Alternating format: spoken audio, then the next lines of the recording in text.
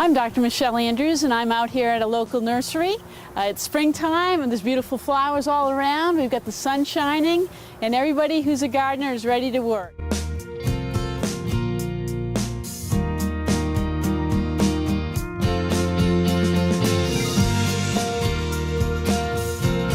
We're going to talk a little bit about knee injuries. You can injure your knee with overuse injuries, or you can have it traumatic if you slip and fall on a hose or an uneven surface, maybe a slippery surface. You can injure your knee. A few things that you can injure in the knee is the kneecap. The kneecap is very sensitive. If you're up and down doing a lot of squatting, that can be irritated. If you twist and fall, you can tear one of the ligaments or even the medial or lateral menisci. Those are the discs of cartilage inside the knee. A few things that you can do to protect your knee is to use something like a knee pad. Knee pads or even kneeling on some foam will help protect the patella, the kneecap.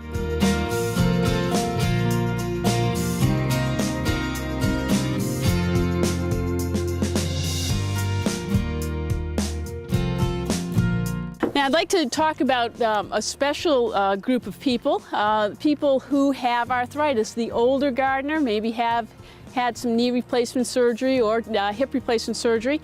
And with knee replacement and hip replacement surgery, there's positions that we try to avoid. Knee replacement, we really don't like people kneeling on their knee. It certainly can irritate the kneecap, cause a problem with the knee. And so we suggest that people will be on a scooter, use knee pads, try to avoid the direct pressure on the knee, but perhaps put it more on the shin bone. That certainly will help. The other thing is with hip replacements. Hip replacements, we really are careful about getting them into a real hyperflex position. It can be unstable. It can cause a hip dislocation. And so what we'll do is we'll suggest perhaps doing more container gardening, gardening up on a standing level. Allows you to still enjoy gardening but protect your hips. For total knee replacements patients, total knee replacement and total hip replacement patients who love to garden, this is an alternative to gardening in the ground. You can do container gardening. You can put it up a little bit higher so you don't have to kneel or squat, and you can get some beautiful containers allowing you to enjoy gardening without irritating or bothering your knee or hip replacement.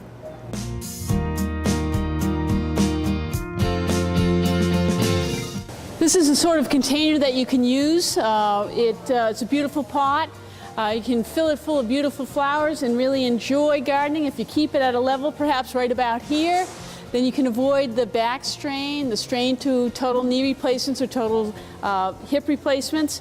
There's some beautiful colors. You can see the green and the orange behind me, the blues. And if you add the right colors, you're going to just really enjoy spring. Okay, with gardening you have to protect your hands, and there's a couple of ways you can do it. This is a nice product. It's a yard glove. It's a lotion that actually protects your hands and protects your fingernails. It's something that really does help protect your skin when you're gardening. The other thing that's even perhaps better, or maybe used in combination, is some gloves. You definitely should use some gloves to protect your hands. Just doing heavy lifting or weeding or something like that will certainly protect your hands. A couple other things about gardening is when you go all day, you really have to take some breaks, just like sports. You have to stop, drink some water.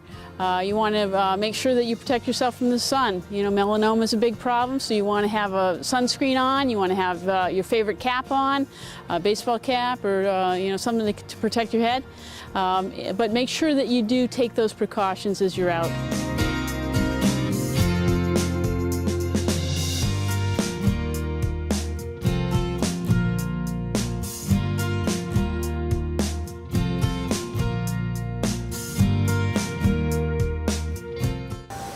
Well, again, I'm Dr. Michelle Andrews, and we've really had a nice time today out here at Benken's Greenhouse. We're finishing up with talking about knee injuries and shoulder injuries and gardening injuries, staying safe. Spring's a great time. I hope everybody gets out in the garden and really enjoys the spring.